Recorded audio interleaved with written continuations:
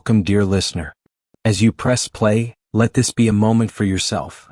A pause in your day, a soft sigh for your soul. Close your eyes if you wish. Let the hum of your mind grow quiet.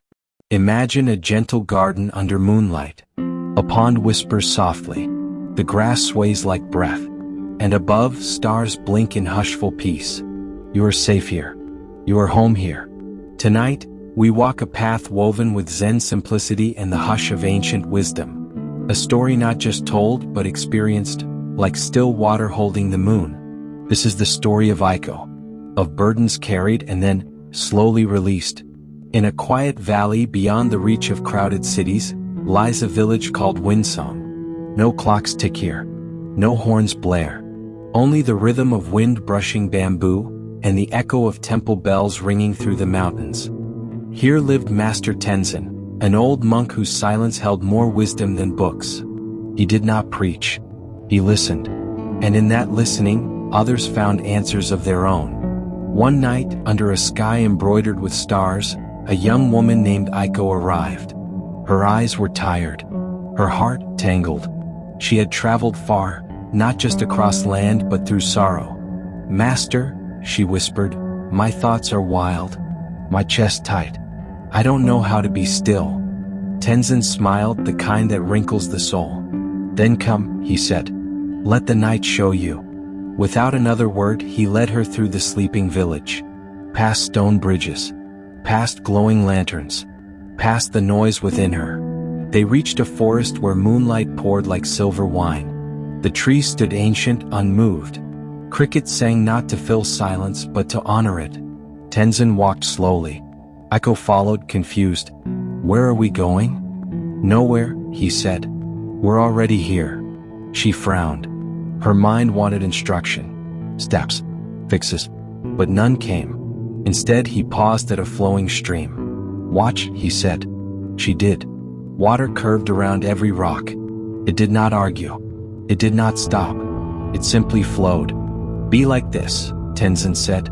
"Let your mind pass through. Not hold. Not wrestle. Just witness." Something in Aiko softened. They arrived at a still pond where moonlight kissed the water. In its center, a single lotus, blooming in darkness. "Even in muddy water," said Tenzin, "the lotus reaches toward light."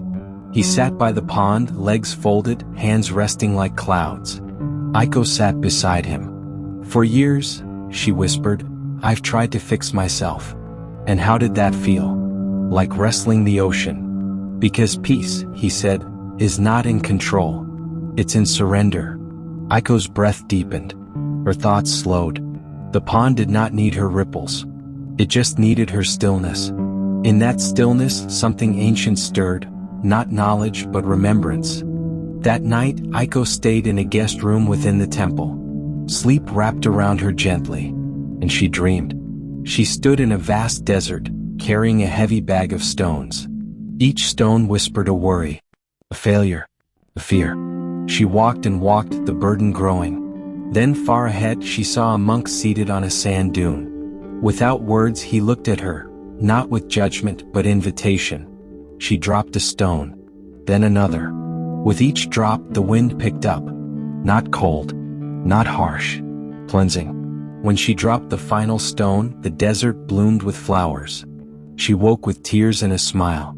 At sunrise, Aiko returned to the pond. Tenzin was already there, sweeping leaves. "I saw you in my dream," she said. He smiled. "Or maybe you saw yourself." They sat quietly. "I understand now," she said, "why you gave me no answers. Because answers are like butterflies. If I hand them to you, they'll die in your palm. But if you sit still, they land." They drank warm tea brewed with mountain herbs. The sky turned gold. "Master," she said finally, "what should I do now?" He looked at the clouds. "Live like sky," he whispered. "Hold nothing. Reflect everything." Aiko never returned to her old life.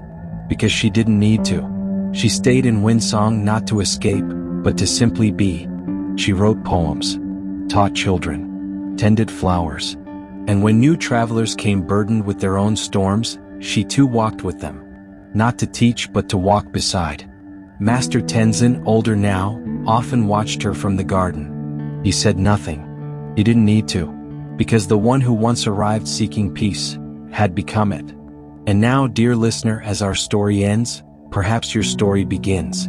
Let go and breathe peacefully. Thank you for watching. Subscribe for more such videos and also like the video if you felt positive and happy.